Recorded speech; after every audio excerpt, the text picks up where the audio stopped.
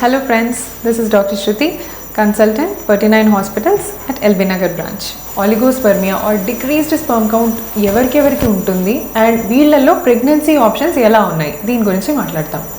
So first thing, ఈ మధ్య కాలంలో compared to the last decade or previous last 20 years బ్యాక్తో కంపేర్ చేసుకున్నట్టయితే రీసెంట్ స్టడీస్ కానీ రీసెంట్ స్పర్మ్ కౌంట్స్ మేము ఎంతమందికి చెక్ చేస్తున్నా దే ఆర్ ఒక 50% దాకా ఫాల్ చూపిస్తుందండి. ఇదివరకు ఉన్న క్వాలిటీ ఆఫ్ సెమెన్, ఇదివరకు ఉన్న కౌంట్స్ అండ్ మోటిలిటీ అన్నీ కూడా they have decrease these days. So that is due to the pollution, the urbanization. So చాలా రీజన్స్ వల్ల స్పర్మ్ కౌంట్స్ డిక్రీజ్ అవుతున్నాయి. అండ్ అడిక్షన్ టు ఆల్కహాల్ కానీ, స్మోకింగ్ అండ్ డ్రగ్స్, కొంతమంది drug abuse, steroids intake due to heavy exercise చేసి muscle బిల్డింగ్కి steroid intake తీసుకుంటున్నారు. ఇలా lots and lots of రీజన్కి స్పర్మ్ కౌంట్స్ డిక్రీజ్ అవుతున్నాయి అన్నమాట. సో ఇలా తక్కువ స్పర్మ్ కౌంట్ ఉన్న వాళ్ళలో ప్రెగ్నెన్సీ ఆప్షన్స్ ఎలా ఉన్నాయి?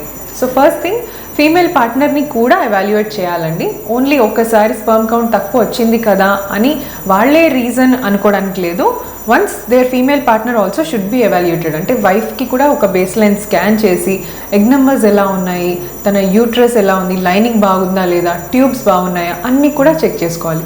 If the female factor is absolutely fine, మనకి అపారెంట్ ప్రాబ్లమ్స్ ఏమీ కనిపించట్లేదు అన్నప్పుడు then you have to concentrate on increase sperm కౌంట్ని ఎలా ఇంక్రీజ్ చేయాలో చూసుకోవాలన్నమాట.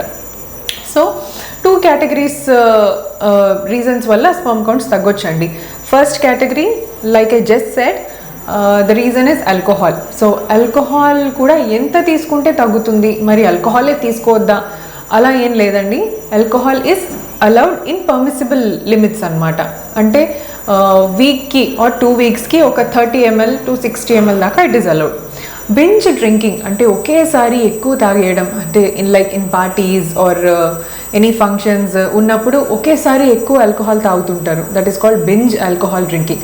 సో ఇలా బింజ్ చేసినప్పుడు ఏమవుతుందంటే that will lead to damage. So testicular damage అవ్వచ్చు, స్పర్మ్ కౌంట్స్ చాలా లో అయిపోవచ్చు. అండ్ ఇది రికవర్ అవ్వడానికి కూడా it will take lot of time, because damage is temporary but దాని recovery time it takes a lot of time to recover. So binge drinking is not at all advisable అండి.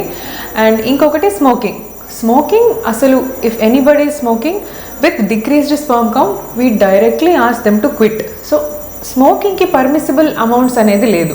1 తాగొచ్చా, 2 cigarettes తాగొచ్చా per day అని అడుగుతారు. కానీ smoking is a strict no for fertility అండి, for pregnancy. So alcohol అయినా we allow at least weekly 30 ml, but smoking is not at all advisable. And next వచ్చేసి కొంతమంది బాగా లావుగా ఉంటారు, అంటే lack of exercise, physical fitness ఉండదు. సాఫ్ట్వేర్ కంపెనీస్లో ఉండేవాళ్ళు గంటల తరబడి they sit at one place, ఒకే ప్లేస్లో కూర్చొని జాబ్ చేసుకుంటూ ఉంటారు కాబట్టి they don't have much of physical activity in them. So exercise ఉండదు, అన్నిట్లో lifts. Please try to take stairs, మెట్లు ఎక్కడానికి ట్రై చేయండి అట్లీస్ట్ till 3 floors. సో ఇలాంటి వాళ్ళకి కూడా స్పర్మ్ కౌంట్స్ లోగా చూస్తున్నాం. ఎందుకంటే ఒబేసిటీ ఉన్న వాళ్ళలో ఫ్యాట్లోంచి హీట్ బాగా జనరేట్ అవుతుంది. And heat is a direct enemy of sperm. ఎక్కడ హీట్ ఉందో అక్కడ స్పర్మ్ ప్రొడక్షన్ లో ఉంటుంది. సో ఈ రకమైన ఎక్స్టర్నల్ ఫ్యాక్టర్స్, అంటే మీరు తినే ఫుడ్లో కానీ ఇలాంటి రీజన్స్ వల్ల స్పర్మ్ కౌంట్ తగ్గే వాళ్ళు కొంతమంది ఉంటారు. సో వీళ్ళకి ఏంటంటే ఇవి తగ్గిస్తే, అంటే ఆల్కహాల్ తగ్గించి స్మోకింగ్ క్విట్ చేసి మంచిగా ఫిజికల్ ఫిట్నెస్ వీళ్ళు ఇంప్రూవ్ చేసుకున్నట్టయితే డెఫినెట్లీ విదిన్ 3 to 6 monthsలో మంచి స్పర్మ్ కౌంట్స్ ఇంప్రూవ్మెంట్ ఉంటుంది. మీరు ఏ ఫామ్ అయిన ట్రీట్మెంట్ కూడా వెళ్ళాల్సిన అవసరం ఉండదన్నమాట. వీళ్ళకి న్యాచురల్గా కూడా కన్సీవ్ అయిపోవచ్చు వీళ్ళు. సో ఇది కాకుండా ఇంకొంతమంది అంతా బాగుంటుంది, వాళ్ళకి ఆల్కహాల్ అలవాటు ఉండదు, స్మోకింగ్ ఉండదు, ఫిజికల్లీ కూడా ఫిట్ ఉంటారు, బట్ స్టిల్ వాళ్ళకి స్పర్మ్ కౌంట్స్ లో ఉంటాయి. మరి వీళ్ళకి ఎందుకు ఉంటాయి అంటే ఇండియాలో వచ్చేసి మోస్ట్ కామన్ రీజన్ ఇన్ఫెక్షన్ అండి. సో ఇండియన్ పాపులేషన్, మనం ఇండియన్ క్రౌడెడ్ హౌసెస్, తర్వాత క్లెన్లీనెస్, మనం హైజీన్ కూడా మెయింటైన్ చేయడం చాలా తక్కువ. సో వీటి వల్ల ఎస్పెషల్లీ ఇంటర్ కోర్స్ ఎక్కువ చేస్తుంటారు కాబట్టి ప్రెగ్నెన్సీ ప్లాన్ చేయడానికి ఈ యూరినరీ ట్రాక్ట్ ఇన్ఫెక్షన్స్ కానీ, పెనిస్కి ఇన్ఫెక్షన్స్ రావడం చాలా కామన్గా ఉంటాయి అన్నమాట. సో ఇన్ఫెక్షన్స్ వల్ల స్పర్మ్ కౌంట్ డిక్రీజ్ చూస్తాం వీళ్ళలో. సో ఇది ఎలా తెలుసుకోవాలి ఇన్ఫెక్షన్ అంటే, వాళ్ళకి ఇంటర్ కోర్స్ చేసేటప్పుడు పెయిన్ రావడము, లేదా సెమెన్ డిశ్చార్జ్ టైంలో కొద్దిగా పస్ రిలీజ్ అవ్వడము, అండ్ ఇంటర్ కోర్స్ చేసిన తర్వాత బ్లిస్టర్స్ లాగా పెనిస్ మీద బ్లిస్టర్స్ ఫామ్ అవ్వడము, ఇలా అన్నీ కనిపిస్తూ ఉంటాయి. స్కిన్ ఊడిపోతున్నట్టు కనిపించడము, పెనిస్ పైన ఉన్న skin. So these are all they can have. ఇలాంటివి ఉంటే ఇన్ఫెక్షన్ ఉందని సస్పెక్ట్ చేయొచ్చు. కొంతమందికి ఏమి సిమ్టమ్స్ లేకపోయినా ఇన్సైడ్ ప్రీవియస్ ఎప్పుడైనా చిన్నప్పుడు వచ్చిన ఇన్ఫెక్షన్, మమ్స్ కానీ, హిస్టరీ ఆఫ్ మమ్స్, టీబీ చిన్నప్పుడు ఎప్పుడైనా ఉన్నా ఇప్పుడు స్పర్మ్ కౌంట్ కూడా లో ఉండొచ్చండి. ఇప్పుడు they will be normal, but previous childhood infections వల్ల కూడా now the sperm can be affected. So ఇది ఒక రీజన్. అండ్ ఇంకొక రీజన్ వచ్చేసి వ్యారికోసిల్ ఇట్లాంటి ప్రాబ్లమ్స్ ఉన్న వాళ్ళల్లో కూడా స్పర్మ్ కౌంట్ డిక్రీజ్ అవుతూ ఉంటుంది. సో వాట్ ఈస్ వ్యారికోసిల్ అంటే, varicocele is nothing but waste blood collect అయిపోతూ ఉంటుంది అనమాట టెస్టిస్ చుట్టూ. సో నార్మల్లీ వేస్ట్ బ్లడ్ అనేది వెయిన్స్ ద్వారా డ్రైన్ అయిపోవాలి, ఆర్టరీస్ నుంచి ఫ్రెష్ బ్లడ్ రావాలి. కానీ వ్యారికోసిల్లో వెయిన్స్ బ్లాకేజ్ అవ్వడం వల్ల ఆ వేస్ట్ బ్లడ్ అనేది అక్కడే టెస్టిస్ చుట్టూ కలెక్ట్ అయిపోవడం వల్ల స్పర్మ్ కౌంట్ ఫాల్ అవుతూ ఉంటుంది అనమాట. సో మరి వీళ్ళకి ఏం చేస్తే ఇంక్రీజ్ చేసుకోవచ్చు? వ్యారికోసిల్ వాళ్ళకి సర్జరీ ఉంటుందండి, varicocele surgery. So grade 1 are grade 2 varicocele ఉంటే మనము కొన్ని రోజులు మెడికేషన్ ఇచ్చి అవసరమైతే సర్జరీ చేసి మేనేజ్ చేయొచ్చు. But severe already grade 3, grade 4 varicocele ఉన్న వాళ్ళల్లో పర్మనెంట్ డ్యామేజ్ అయ్యే ఛాన్సెస్ బాగా ఉంటాయి.